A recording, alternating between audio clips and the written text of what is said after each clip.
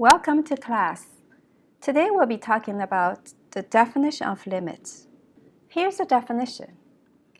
If the value of a function f(x) can be arbitrarily close to a number L by taking x to be sufficiently close to a, then say the limit of f(x) as x approaches a equals L.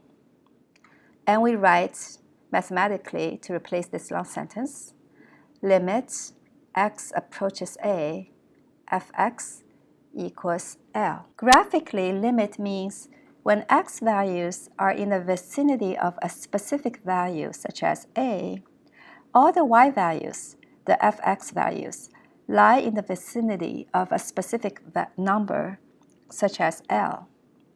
Not only so, but there is a relationship between the sizes of the two vicinities. They are not necessarily equal. In fact, most of the time they are not equal. But the smaller the vicinity of one will be echoed by the decreasing size of the vicinity of the other. So let's take a look at the word definition again. If the value of a function fx can be arbitrarily close to a number L, so this means the decreasing size of the vicinity of all the fx values around L.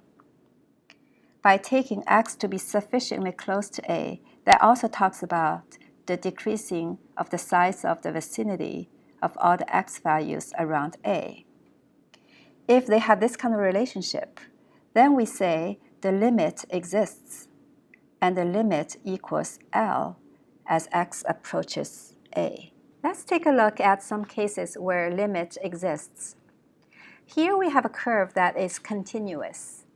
If we look at the point at 0, 3, when the x value approaches 0 from both sides, the y values on both sides become closer and closer to the value of 3. So we say the limit exists as x approaches 0, and the limit value is 3. Likewise, this point here at x equals 3, the y values on both sides of the dot continually become closer and closer to the value of 12. So we say limit exists as x approaches 3, and the limit value is 12. Now in the second graph, the curve is not continuous at x equals 2. However, limit still exists because as x approaches 2, the y values on both sides approach the same value, which is 6. So we say limit gx equals 6 as x approaches 2. So here we learn that limit concerns the neighboring values on both sides, but not the actual y value at the particular x. We don't care about what the value is, but we care about what the neighboring values point to.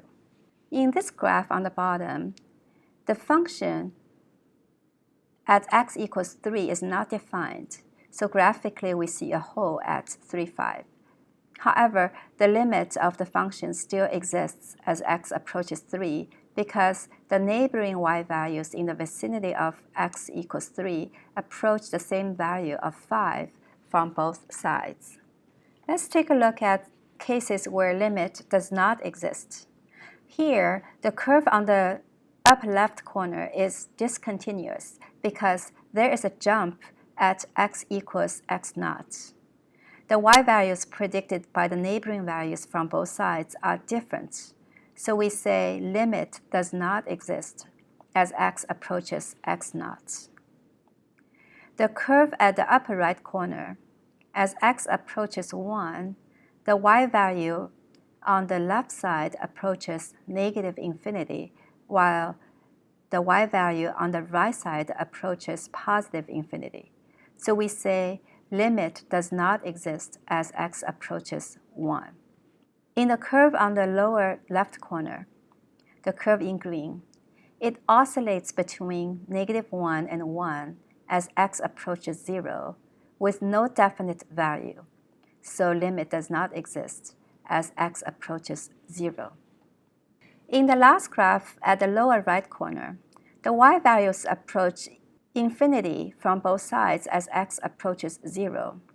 As infinity is not a finite number, we still consider the limit does not exist, even though both sides show the same pattern of approaching a positive infinity.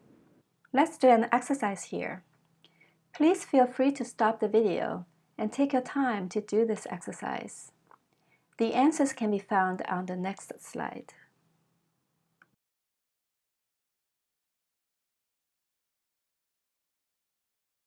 Here's a summary of what we have learned today.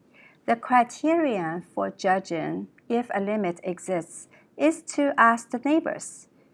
Do the neighbors on both sides say the same thing? Do they point to the same value? If yes, the limit exists. If not, then limit does not exist. It has nothing to do with the actual value at the particular x value. Mathematically, we can express like this. If the limit exists or not, we ask the neighbors. When x approaches a from the right side, gives the same value, y value, as x approaches a from the left side, then limit exists. Finally, I'd like to share with you 2 poems written by my students from my AP Calculus Level BC class. I think they did an excellent job reflecting on the definition of limits. I hope you enjoy them and find them helpful for your understanding of the concept. Thank you for watching and happy learning.